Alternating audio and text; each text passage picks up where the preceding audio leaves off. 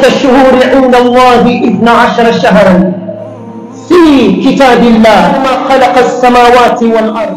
أما kwa hakika idadi ya miezi mbele ya Mwenyezi Mungu Subhanahu ni miezi 12, na hii miezi 12 si miezi ya kidunia tunayojua Januari na Februari, hasha wa kalla.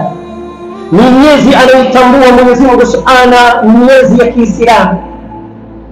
Kwa kitabu cha Mwenyezi Mungu, kitabu cha Mwenyezi Mungu kinatambua idadi ya miezi ni 12 tokea Mwenyezi Mungu Subhanahu alipoiumba mbingu na ardhi. Baada ya Mwenyezi Mungu kutaja jumla ya miezi yote 12, akatueleza katika hiyo miezi kuna minha arba'atun hurum, ndani yake kuna miezi 4 bora, ndani yake kuna miezi 4 mitukufu. Na hii ni sunna ya Mwenyezi Mungu, hii ni kawaida ya Mwenyezi Mungu. Fa'alun lima yurid, Mwenyezi Mungu anafanya atakalo. Yas'al wala yus'al, Mwenyezi Mungu ndiye muulizaji, wala hakuna yeyote ambaye kwamba atakuwa na kifua cha kumuuliza Mwenyezi Mungu. Mwenyezi Mungu anafanya atakalo. Mwenyezi Mungu kwa hikma yake mwenyewe akachagua miezi 4, akaichagua ikawa ni miezi mitukufu, ikawa ni miezi bora, kama alivyochagua pepo ya Al-Firdaus, na kama alivyochagua malaika Jibril, na kama alivyochagua mji wa Makka kisha mji wa Madina, na kama alivyochagua maji ya Zamzam, na kama alivyochagua siku ya Ijumaa, na kama alivyochagua usiku wa Lailatul Qadr. Naam, Mwenyezi Mungu vile vile akachagua miezi 4.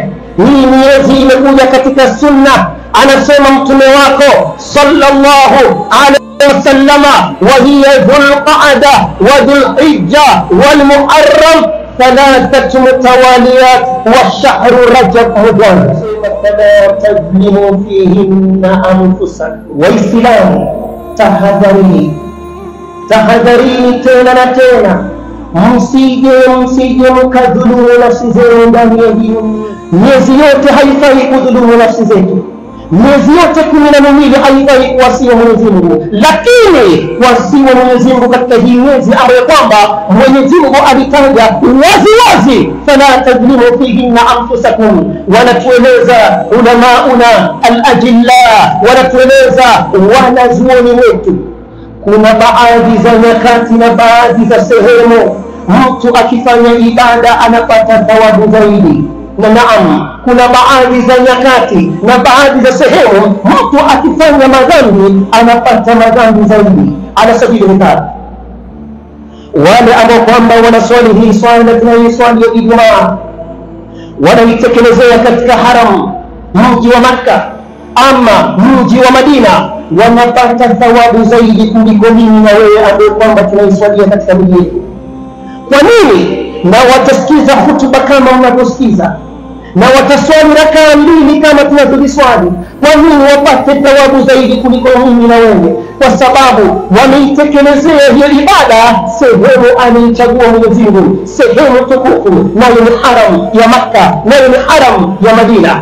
Na yeyote ambaye kwamba atafanya ibada usiku wa Lailatul Qadri, na yeyote ambaye kwamba atafanya ibada usiku wa leo, usiku wa Lailatul Qadri, unapata thawabu zaidi. Kwa nini? Kwa sababu ni usiku anaochagua Mwenyezi Mungu Subhanahu. Na naam,